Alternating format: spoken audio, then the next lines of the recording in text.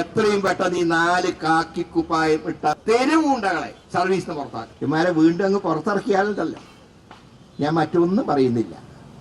നമ്മുടെ പ്രവർത്തകർ നല്ല ചുറുചുറുക്കുള്ള കുട്ടികളാണ്, അടിച്ച് കാരം കുടിക്കും. ഞാൻ ചോദിക്കട്ടെ, ഗോവിന്ദസ്വാമി ജയിലിൽ ആടിയപ്പോ ഈ ശൗര്യമൊക്കെ എവിടെയായിരുന്നു? ഇവിടെ കുറെ പോലീസ് ഉദ്യോഗസ്ഥന്മാരെ കൊടിസുനി PP ചന്ദ്രശേഖരനെ 51 വെട്ടുവെട്ടി കൊന്ന കേസിലെ മുഖ്യപ്രതി, അയാൾക്ക് മദ്യം എത്തിച്ചു കൊടുക്കുന്നതും കഞ്ചാവ് എത്തിച്ചു കൊടുക്കുന്നതും സ്ത്രീകളിലോണ്ട് പറയുന്നില്ല, മദിരാക്ഷിയെ വരെ ഒപ്പിച്ചു കൊടുക്കുന്ന യോഗ്യല്ലേ ഈ പോലീസുകാർക്കുള്ള? എന്നിട്ട് ഇവരാണോ ആ പാവം ചെറുപ്പക്കാരനെ തല്ലിച്ചയച്ച് അവിടെ കൊണ്ട് അവസാനിച്ചോ? ഞാൻ പറഞ്ഞത്, എന്തിനാ ചൊവ്വന്നൂർ വരെ പോകുന്നത്? നമ്മുടെ വിവരക്കാർ ശേഷമില്ലേ ഉദാഹരണം?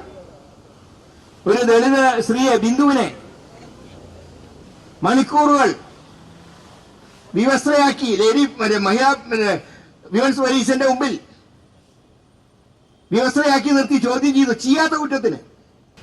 അങ്ങനെയുള്ള ഉദ്യോഗസ്ഥന്മാർ, ഇത് പോലീസിന്റെ തലപ്പത്തുള്ള ശ്രമിച്ചാൽ പോലും ഈ കശ്മലന്മാരെ രക്ഷിക്കാൻ ഒരു കൂട്ടം ഇറങ്ങിയിരിക്കുകയാണ് ഇപ്പോ. ഞാൻ കൂടുതലൊന്നും പറയുന്നില്ല, ഒറ്റ കാര്യം ഞാൻ പറയുന്നുള്ളൂ. ഈ 4 വിദ്വാന്മാരുടെ ഫോട്ടോ നിങ്ങളിവിടെ കാണിച്ചിട്ടുണ്ടല്ലോ. ഇപ്പൊ സസ്പെൻഷനിലാ ശരി, പക്ഷേ ഇവരെ ഡിസ്മിസ് ചെയ്യുന്നവരെ ഈ സമരമായിട്ട് ഞങ്ങൾ മുന്നോട്ട്. ഇനി ഡിസ്മിസ് ചെയ്തില്ലെങ്കിൽ 8 മാസം കഴിഞ്ഞ് ഞങ്ങൾ വന്നാൽ ഡിസ്മിസ് ചെയ്യും എന്ന് വെച്ചാൽ 8 മാസം മിണ്ടാതിരിക്കുന്നു കരുതണ്ട. കുറെയൊക്കെ ശാന്തമായി കഴിഞ്ഞാൽ ഇമാരെ വീണ്ടും അങ്ങ് പുറത്തിറക്കിയാലുണ്ടല്ലോ, ഞാൻ മറ്റൊന്നും പറയുന്നില്ല. നമ്മുടെ പ്രവർത്തകർ നല്ല ചുറുചുറുക്കുള്ള കുട്ടികളാണ്, അടിച്ച് കാരം കുടിക്കും. ഒരു പരികർമ്മിയും കൂടി, 4 പേരാണ് മുഖ്യ കഥാപാത്രം, മറ്റേത് ഒരു പരികർമ്മി.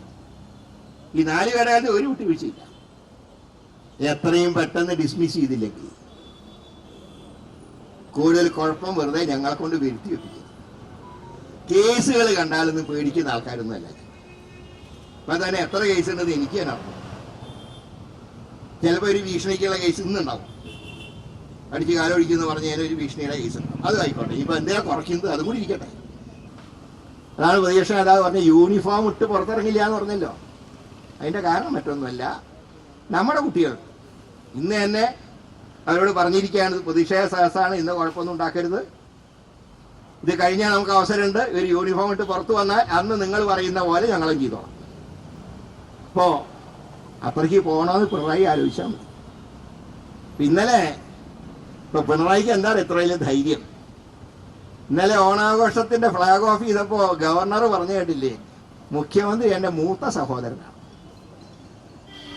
അപ്പോ ഒരു പഴഞ്ചൊല്ലുണ്ട്, സോദർ തമ്മിലുള്ള പോരൊരു പോരല്ല.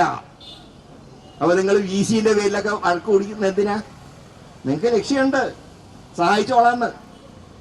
വസവോളയും അജിത് കുമാറും ആയിട്ടുള്ള ബന്ധം അന്ന് അവസാനിക്കുന്നില്ല, സഹായിക്കാം. നരേന്ദ്രമോദി പറഞ്ഞിരിക്കുകയാണ്, ഇവിടെ കോൺഗ്രസിന്റെ മുഖ്യമന്ത്രി ഉണ്ടാവരുത്, ഇയാളിരുന്നാലും കുഴപ്പമില്ല, നമുക്ക് ഭീഷണിപ്പെടുത്തി കാര്യം നടത്താം. അതല്ലേ നിങ്ങൾ നമ്മളെ ധാരണ?